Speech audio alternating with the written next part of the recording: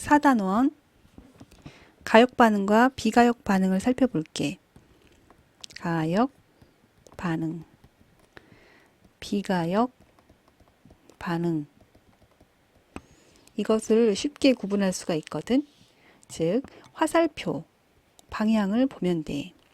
가역 반응은 화살표가 양쪽으로, 비가역은 화살표가 한쪽으로만 가는 반응이야. 구체적으로 설명해 보면 반응물이 생성물로 되는 정반응이 일어날 수 있고, 다시 생성물이 반응물로 되는 역반응도 일어날 수 있으면 가역이고, 반응물이 생성물로 되는 정반응만 일어나고 역반응이 일어나지 않으면 비가역 반응인 거야. 예를 들어 볼까? 물의 상태 변화를 살펴보자. 자, 얼음이 녹으면 물이 될 수 있지. 그리고 물이 기화돼서 수증기가 될 수 있어. 그런데 이 수증기가 다시 응축돼서 물이 될 수 있고, 물이 응고되어서 얼음이 될 수가 있지. 이런 물의 상태 변화는 가역 반응이라고 볼 수 있는 거야. 자, 염화 코발트 종이는 건조한 상태에서 푸른색이거든. 그런데 이것이 수분을 머금으면 붉은색으로 바뀌는 거야. 염화 코발트 육수화물은 붉은색이거든. 그런데 이 염화 코발트 육수화물을 다시 건조시키면 이 푸른색의 염화 코발트로 돌아오는 거야. 이렇게 정반응과 역반응이 모두 가능하면 가역반응이라고 볼 수 있는 거지. 자, 수소 기체를 아이오딘 기체와 반응을 시켜서 아이오딘과 수소를 만들 수 있거든. 그런데 이 아이오딘과 수소가 다시 분해되어서 수소와 아이오딘으로 돌아갈 수 있어. 이런 것이 가역 반응이 되는 거야. 그럼 비가역 반응에는 뭐가 있을까? 달걀을 깨트려서 후라이를 하면 하얗게 변하지? 그런데 그 후라이를 식히면 다시 달걀로 돌아가니? 돌아가지 않지? 그런 것들이 바로 비가역 반응이 되는 거야. 연소 반응이 있지? 메테인을 연소시켜서 이산화탄소와 물로 바뀌면 다시 메테인으로 돌아가지 않거든. 자, 기체 발생 반응.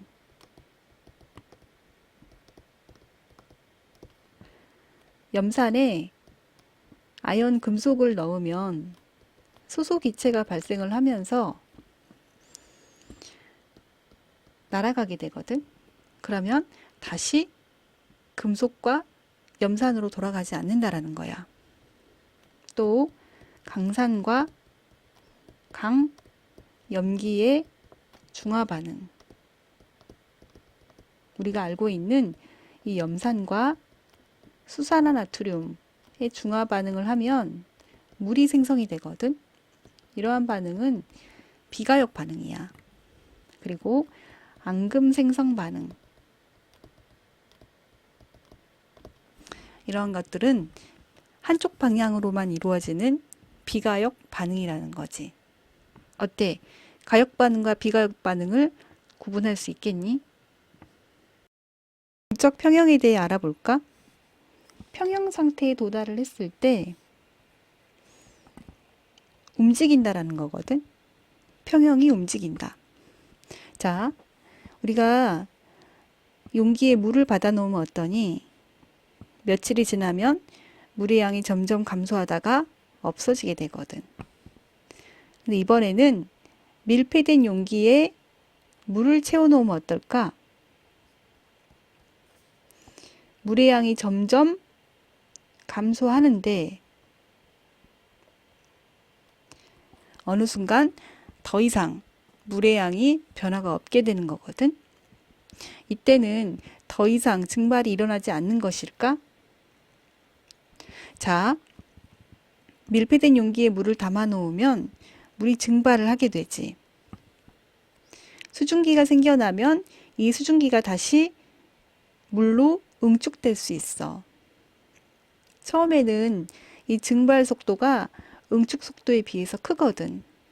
그런데 물이 증발하면서 수증기의 양이 많아짐에 따라서 이 증발 속도와 응축 속도가 같아지게 되면 증발하는 물의 수와 응축되는 물 분자의 수가 같아져서 겉으로는 변화가 없는 것처럼 보이는 상태가 되는 거야. 이때를 우리가 동적 평형에 도달했다라고 얘기하거든. 자, 동적 평형이란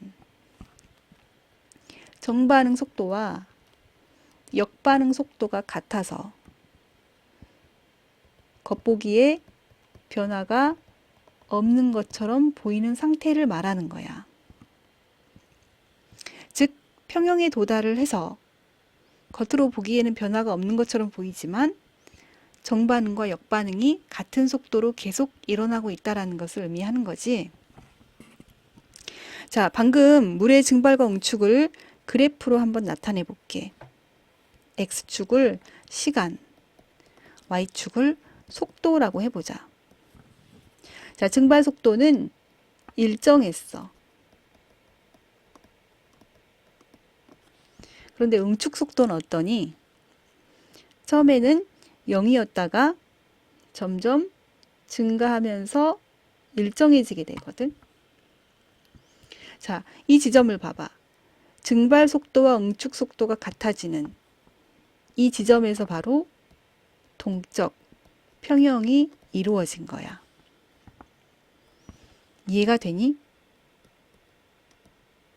동적 평형에서는 이 정반응과 역반응의 속도가 같아서 겉보기에 변화가 없는 것처럼 보인다라는 거지.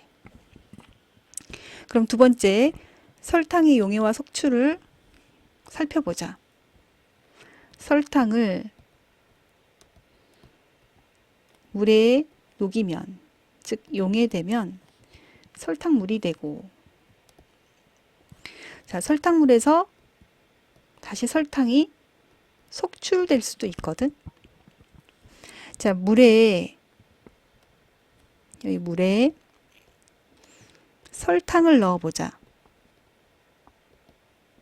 그럼 설탕이 물의 용해가 되겠지? 그러다 시간이 지나면 설탕의 양이 감소하게 돼.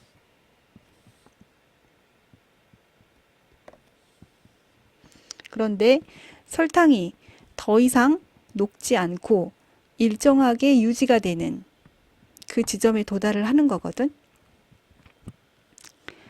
설탕량이 감소하다가 더 이상 녹지 않고 평형에 도달을 하게 된다. 자, 설탕이 물에 녹음에 따라 다시 설탕이 속출되기도 하거든. 그런데 용해된 설탕이 많을수록 이 용해되는 양과 석출되는 양이 같아져서 설탕이 용해되는 속도와 설탕이 석출되는 속도가 같아지면 이 동적 평형에 도달을 하는 거야. 이해가 되니? 그럼 문제를 하나 내볼게. 자, 여기에 백설탕 포화 용액이 있어. 여기에다가 황설탕을 넣어보도록 하자. 변화가 있을까? 그래, 변화가 나타나지? 이 용액이 노란색으로 변하게 돼.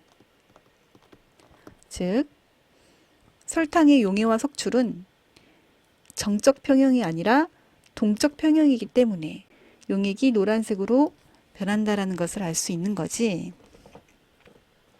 즉, 화학 평형이란 무엇인가? 화학 평형은 정반응과 역반응이 같은 속도로 일어나기 때문에 겉보기에는 반응이 일어나지 않는 것처럼 보이는 거야. 반응물의 농도와 생성물의 농도가 일정하게 유지되는 거거든. 그래서 겉으로 보기에는 변화가 없는 것처럼 보이지만 실제로는 반응물이 생성물이 되고 생성물이 반응물로 되는 그 반응 속도가 같아서 계속해서 반응이 일어나고 있는 거야. 자, 이때 한 가지 주의할 점은 이런 동적 평형 상태에서 반응물과 생성물의 농도가 꼭 같진 않다라는 거야. 무슨 말인지 이해가 되니? 자, 동적 평형 여기까지 정리하도록 할게.